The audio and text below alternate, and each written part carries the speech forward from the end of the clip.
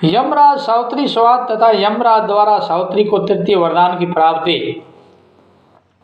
सावित्री ने कहा, देव श्रेष्ठ, धर्मोपार्जन के कार्य में कैसी गलानी और कैसा कष्ट। आपके चरण मूल की सेवा ही परम धर्म का कारण है। देव, ज्ञानी पुरुषों को सर्वदा धर्मोपार्जन करना चाहिए, क्योंकि उसका लाभ सभी लाभों से विशेष महत्वपूर्ण है। प्रभु, धर्म, अर्थ, काम, ये तीनों एक साथ संसार में जन्म लेने के फल हैं, क्योंकि धर्महीन पुरुष के अर्थ और काम मंद्या के पुत्र की भांति निष्फल हैं। धर्म से अर्थ और काम की प्राप्ति होती है तथा धर्म से ही दोनों लोग सिद्ध होते हैं। जहाँ कहीं भी जाने वाले प्राणी के पीछे अकेले धर्म ही जाता है, अन्य सभी वस्तुएं शरीर के साथ ही नष्ट हो जाती हैं। प्राणी अकेला ही पैदा होता है और अकेला ही मर कर जाता है। एक धर्म ही उसके पीछे पीछे जाता है। मित्र, भाई, बंधु कोई भी साथ नहीं देता। कार्यों में सफलता, सौभाग्य और सौंदर्य आदि सब कुछ धर्म से ही प्राप्त होते हैं। पुरुषांत तक ब्रह्मा, इंद्र, विष्णु, शिव, चंद्रमा, यम, सूर्य, अग्नि, वायु, वरुण, वसुगण, अश्विनी कुमार एवं कुबेर आदि देवताओं के जो सभी मनोरथों के पूर्ण करने वाले लोक हैं, उन सबको मनुष्य धर्म के द्वारा ही प्राप्त करता है। मनुष्य मनोरथ दीपों एवं सुखदायी वर्षों को धर्म द्वारा ही प्राप्त करते हैं।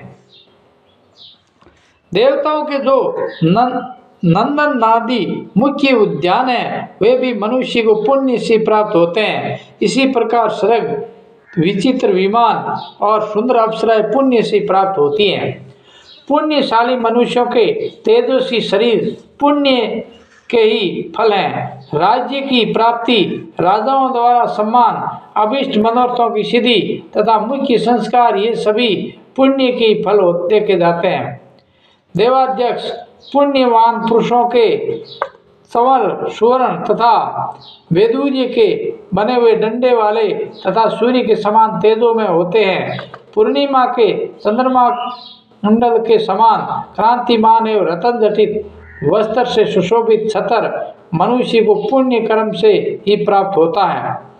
विजय की सूचना देने वाले शंख, स्वरों और मगध बंदियों की मांगलिक ध्वनियों के साथ अभिषेक पात्र सहित श्रेष्ठ सिंहासन पर प्राप्त होना पुण्य कर्म का ही फल है। उत्तम अन्न, जल, गीत, अनुचर, मालाएं, चंदन, रतन तथा बहुमूल्य वस्त्र, ये सभी पुण्य कर्मों के फल हैं। सुंदरता और औदार्य गुणों से युक्त अतिशय मनोहर स्त्रियां और उच्च महलों पर निवास शुभ कर्मियों को प्रदान प्राप्त होते हैं।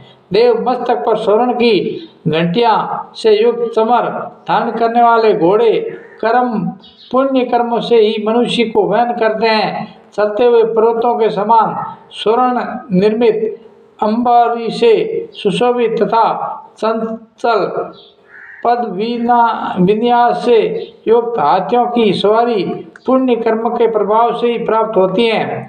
देव, सभी मनोरथों को पूर्ण करने वाले एवं सभी पापों को दूर करने वाले स्वर्ग में पुरुष सदा पुण्य कर्मों के ही प्रभाव से भक्ति प्राप्त करते हैं।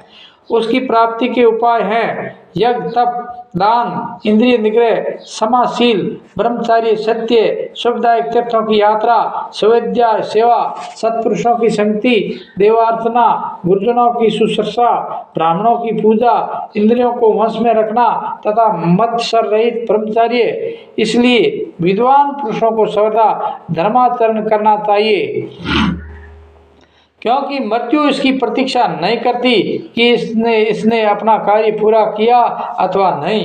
देव, मनुष्य को बाल्य अवस्था से ही धर्माचरण करना चाहिए, क्योंकि ये जीवन नश्वर है।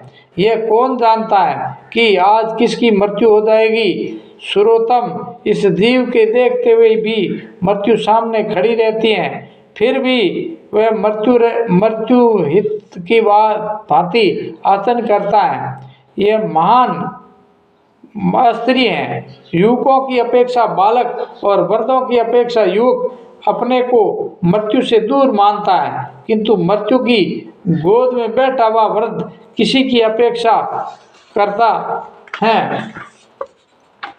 इतने पर भी जो मृत्यु से रक्षा के उपाय सोचते हैं उसकी क्या गति होगी।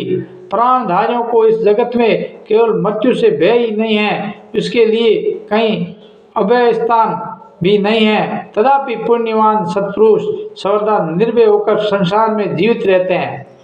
यमराज बोले, बिलाक्षी, तुम्हारी इन धर्मयुक्त बातों से मैं विशेष संतुष्ट हूँ। अतः तुम सत्यवान के प्राणों के अतिरिक्त अन्य वर मांग लो, देर मत करो। तो सावित्री ने कहा, देव, मैं आपसे अपनी कोख से उत्पन्न होने वाले 100 पुत्रों का वरदान मांगती हूँ, क्योंकि लोगों के में पुत्रहीन की सदगति नहीं होती है। यमराज बोले, भद्रे, अब तुम सहसविष्ट कामनाओं को छोड़कर लौट दो, तुम्हारी ये यातना भी सफल होगी। इस प्रकार तुम्हारे अनुगमन से मेरे कार्य में विघ्न होगा और तुम्हें भी कष्ट होगा, इसलिए मैं तुमसे इस समय ऐसा कह रहा हूँ। इस प्रकार श्री मर्त्यशी महापुराण में सावित्री उपाख्यान में तृतीय वर्ग लाभ नामक 212वां अध्याय संपूर्ण हुआ।